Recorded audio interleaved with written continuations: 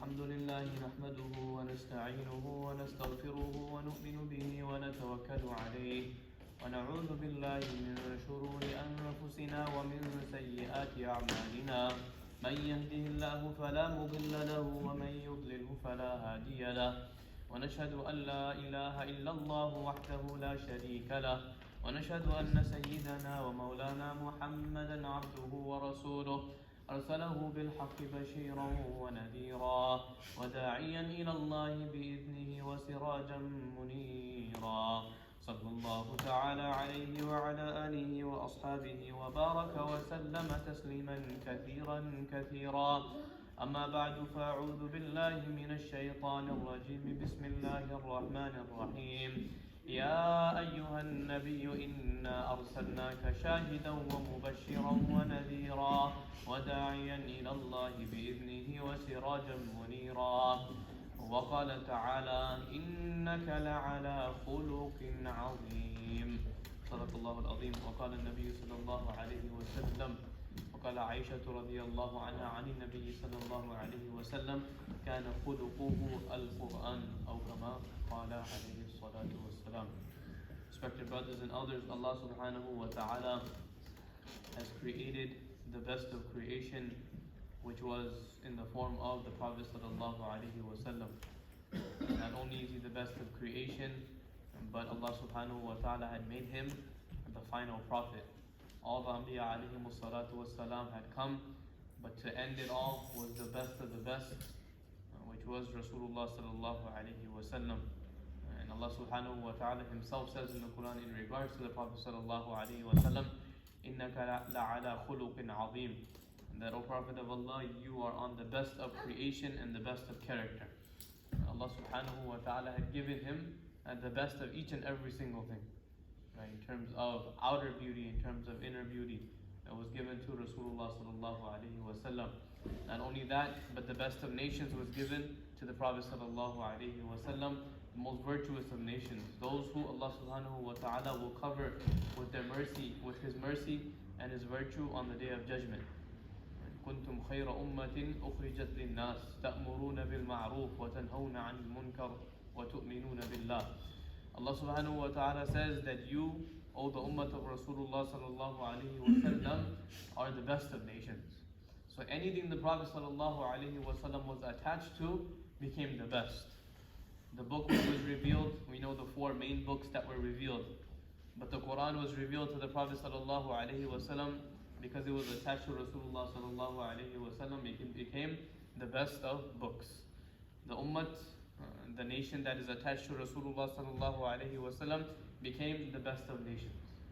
Right? Until the Day of Judgment, a person will see that these fadail and these virtues that Allah subhanahu wa ta'ala will bless the people that are connected with Rasulullah sallallahu alaihi wasallam. Allah subhanahu wa ta'ala will bless them on the face of this earth, and more so when a person closes his eyes and he goes back to Allah subhanahu wa ta'ala.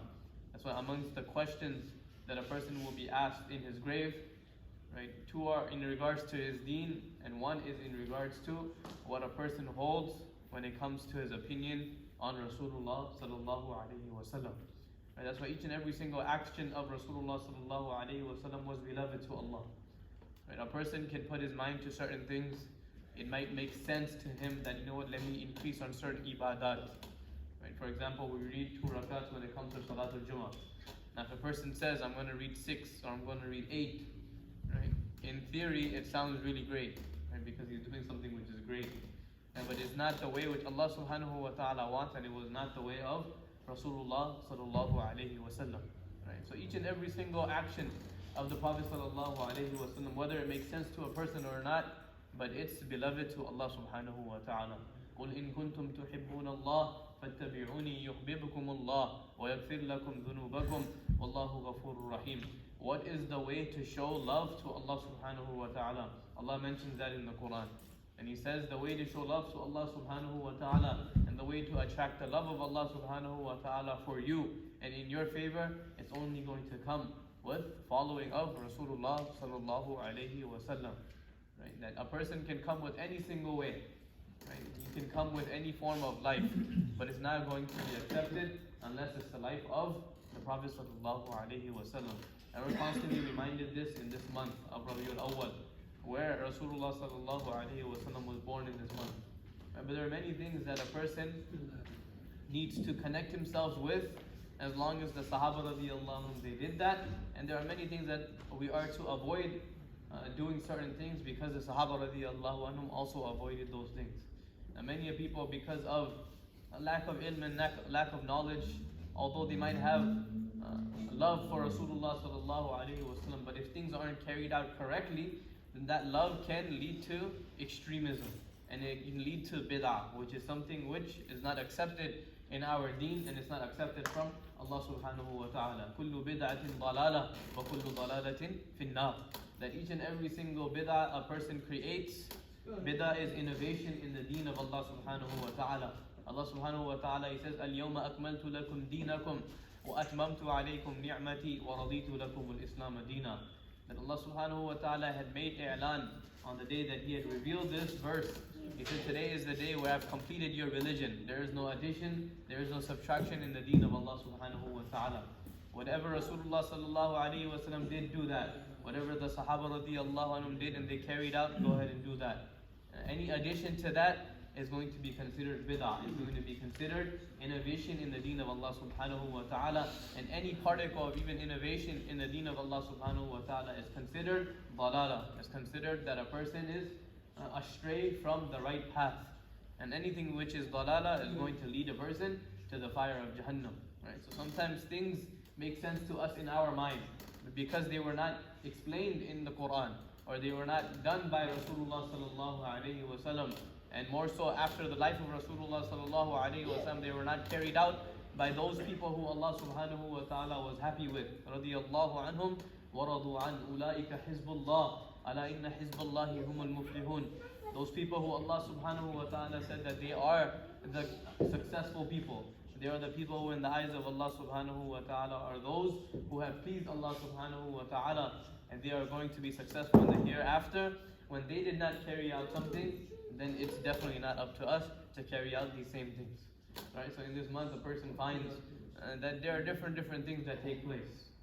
Right? We were in Madinatul Munawwara last week, right? And for this month, mashallah, extra people come to the city of Medina, right? Because it's the birth month of Rasulullah sallallahu alaihi wasallam.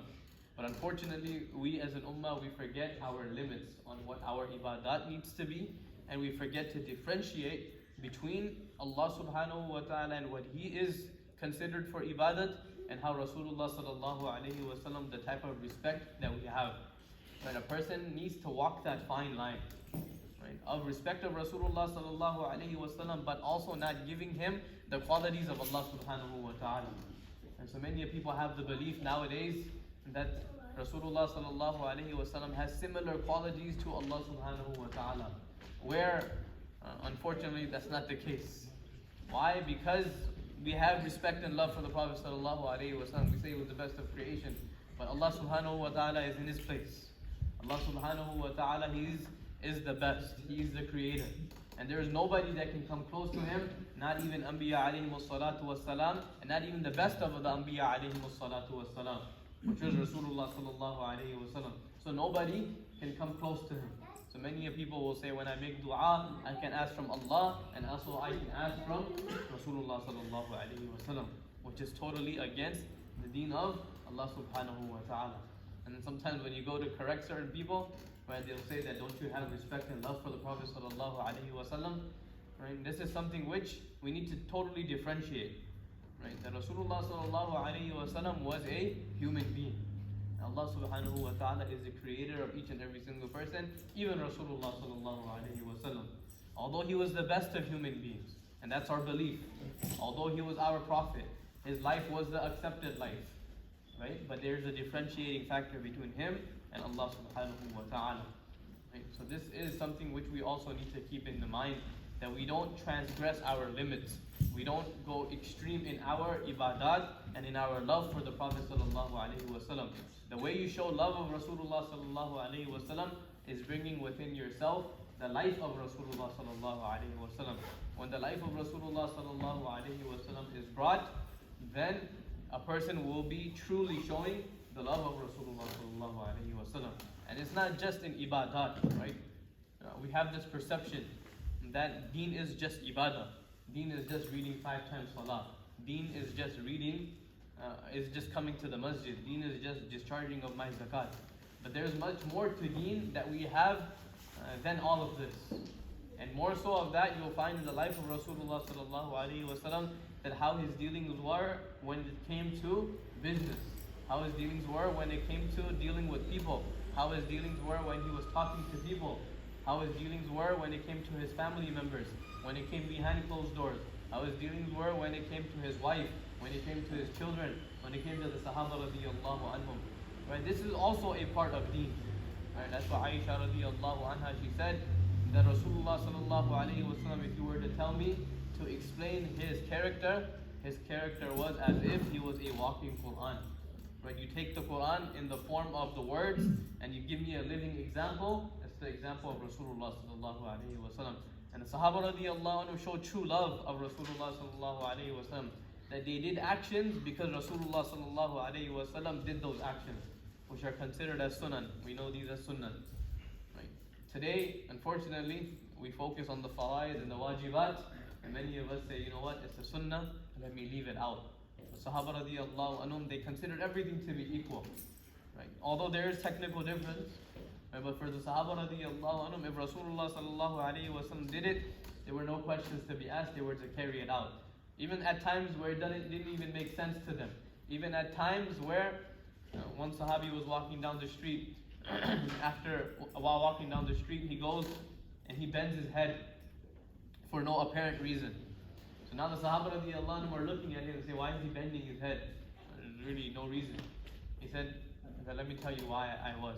So when we were walking with Rasulullah sallallahu alaihi wasallam years before, right? And when we were walking with him, there used to be a tree that was here. And because that tree was here, Rasulullah sallallahu alaihi wasallam bent his head. And because of that, now Rasulullah sallallahu alaihi wasallam did it. My love for Rasulullah sallallahu alaihi wasallam is so much that I also want to bend my head. Right? And today, we see that people bring in lifestyles of people who are celebrities. Sometimes it even doesn't make sense. And it even not only doesn't make sense, but it even looks very awkward and weird. Be it hairstyles, be it clothing, right? Sometimes you have these half of the clothing are even ripped, right? Certain styles are there, but sometimes half the clothing are even ripped. So sometimes it doesn't really make sense, but now because it's the fashion, so now people want to do it, right? And at times it's perfectly fine. But when it comes to the life of Rasulullah sallallahu alaihi wasallam, a person needs to adopt that life more than anything. Right? One Sahabi, he came, he said, I love to be in the company of Rasulullah sallallahu alaihi wasallam. So he came running to Rasulullah sallallahu alaihi wasallam from his home. جاء رجل إلى النبي صلى الله عليه وسلم فقال يا رسول الله والله إنك لأحب إلي من نفسي وإنك لأحب إلي من أهلي وأحب إلي من ولدي وإني لأكون في البيت فأذكرك فما أصبر حتى آتيك فأنظر إليك وإذا ذكرت موتي وموتك عرفت أنك إذا دخلت الجنة رفعت مع النبيين وإني إذا دخلت الجنة خشيت ألا أراك فلم يرد عليه النبي صلى الله عليه وسلم حتى نزل جبريل بهذه الآية ومن يطع الله والرسول فأولئك مع الذين أنعم الله عليهم من النبيين والصديقين والشهداء والصالحين. A person came running to Rasulullah sallallahu alaihi wasallam from his home, and he came and he told the Prophet of Allah, Wallahi innaka la'ahabbu ilayya min nafsi wa ahli wa waladi. That, O Prophet of Allah, you are more beloved to me than every single thing, be it my family members, my wife, my children, my possessions, my wealth. You're more beloved to me than everything, right? And this is something which we all say, but what is the manifestation of that? Right? That's going to come in your actions afterwards. So he said, إنك لأحب إلي من نفسي وأهلي وولدي وإني لأكون في البيت فأذكرك فما أصبر حتى آتيك فأنظر إليك. He said, sometimes I'm in my home and all of a sudden I get a thought of you, O Prophet of Allah. And after getting the thought of you, O Prophet of Allah, I can't hold myself. I cannot stay in my home. I need to come running out of my house, and I need to come until I see your beloved illuminated face. Right? And then he said, then when I come and see you, then I get some peace and contentment. Right? Then he said that at times I have this thought that when we pass away, right, and you leave this world, and when I leave this world, and when you go back to Allah subhanahu wa ta'ala, you are going to be raised with the prophets. And he said, I'm a regular Sahabi. I'm a regular companion of the Prophet. I'm a regular companion. How am I going to be able to make it to your place? You're going to be in the category of the elites, right? Sometimes they have these meetings where nobody is involved. Nobody's even able to get in, right? Sometimes they have these high-profile meetings where even media usually, where they're allowed, even they're not allowed, right? Sometimes even the children of certain people are not allowed. This is a high-profile meeting. So he said, when you go back to paradise, you're going to be with Ibrahim alayhi salam, Ismail alayhi salam, Musa alayhi salam, Adam alayhi salam, all these people. But he said, when I pass away, then what's going to happen? When I pass away, I feel like I'm going to be in a lower level. So now Rasulullah sallallahu alayhi wasallam was quiet because he didn't have an answer for him, and because he thought exactly that this is what's going to be. Right? But then Allah subhanahu wa ta'ala had sent Jibreel down with these ayat and with these verses of the Quran. وَمَن يُطِعِ اللَّهَ وَالرَّسُولَ فَأُولَٰئِكَ مَعَ الَّذِينَ أَنْعَمَ اللَّهُ عَلَيْهِم مِّنَ النَّبِيِّينَ وَالصِّدِّيقِينَ وَالشُّهَدَاءِ وَالصَّالِحِينَ. That person who obeys Allah subhanahu wa ta'ala and he brings within himself the life of Rasulullah sallallahu alayhi wasallam, he will not be in a regular Jannah. He is going to be with the Anbiya alayhimu salatu wasalam and the martyrs and those who were pious. So this opened the door for each and every single one of us. Right? So in the hereafter, Rasulullah sallallahu alayhi wasallam said, in the hereafter, a person will be with that person who he loves. Al-ma'u ma'a man ahab. Right? So if that person loves Rasulullah sallallahu alayhi wasallam, not just by words, right, but even by his actions, he loves Rasulullah sallallahu alayhi wasallam, then that person is going to be with the Prophet of Allah when it comes to the hereafter. And we make dua that by our life we follow Rasulullah sallallahu alayhi wasallam, so that when we go back to Allah subhanahu wa ta'ala, Allah subhanahu wa ta'ala resurrects us in that company and gives us paradise with Anbiya alayhimu salatu wassalam. Wa akhiru da'wana alhamdulillahi rabbil alameen. If we need another carpet and his brothers come, you can just make a shout out to them to get it out of that.